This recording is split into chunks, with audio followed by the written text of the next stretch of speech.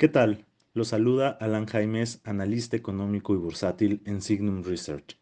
Recientemente, varios han sido los comentarios sobre un escenario de recesión en Estados Unidos, en especial luego de que el PIB en dicha nación registrara 2 trimestres consecutivos de retrocesos.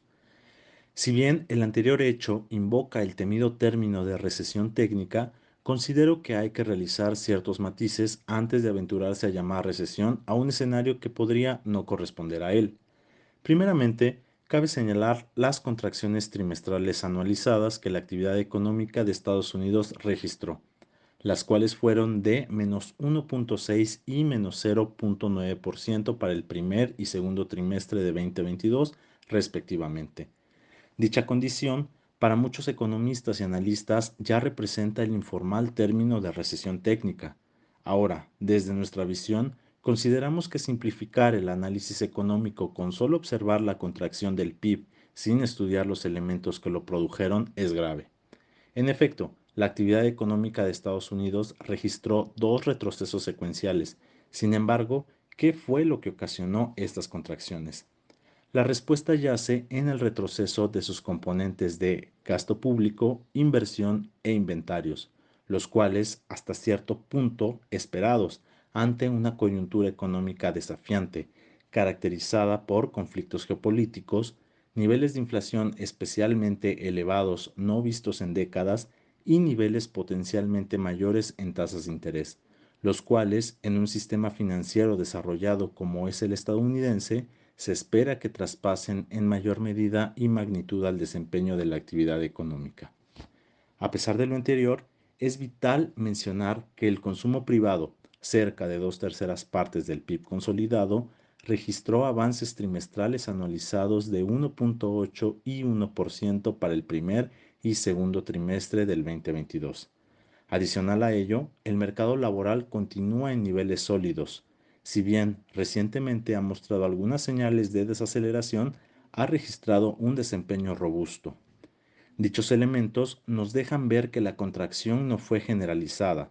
Por ello, utilizar términos que conlleven una connotación negativa y puedan desencadenar episodios de nerviosismo deben utilizarse con cautela.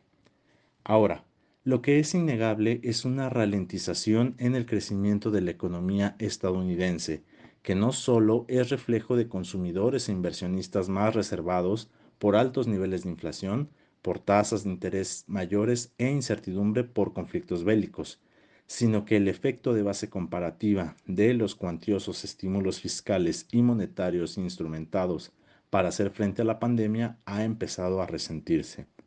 En ese sentido, no será sorpresivo ver recortes más agresivos en los estimados de crecimiento para la que presume ser la economía más grande del mundo. Sin embargo, instamos a ser muy estrictos a la hora de estudiar los componentes que provocan las variaciones. El anterior hecho indudablemente tendrá repercusiones en prácticamente todas las naciones representativas, y México no es la excepción. Desafortunadamente, el particular caso de México enfrenta retos característicos.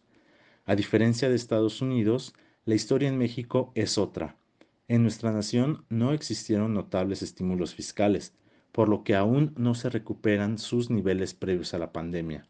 Es decir, los supuestos avances en la economía mexicana registrados en el primer y segundo trimestre del año deben tomarse con especial cuidado para evitar el riesgo de sobreestimarlos. Además de ello, la ralentización de la economía de Estados Unidos indudablemente tendrá efectos desfavorables en el desempeño económico mexicano debido al fuerte lazo comercial entre naciones. Las manufacturas, exportaciones y remesas podrían ser los elementos más afectados, es decir, elementos que están sujetos a la dinámica del exterior. En ese contexto, reforzar elementos al interior deberían ser primordiales en la agenda pública.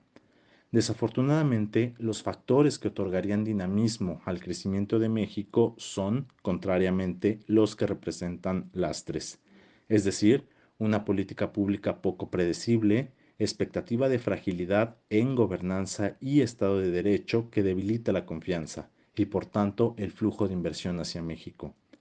Finalmente, hay que mencionar que, mientras dichos elementos no cambien, la recuperación en nuestro país se seguirá estimando débil, pobre y dependiente del exterior. Hasta aquí mi participación. Muchas gracias por su atención.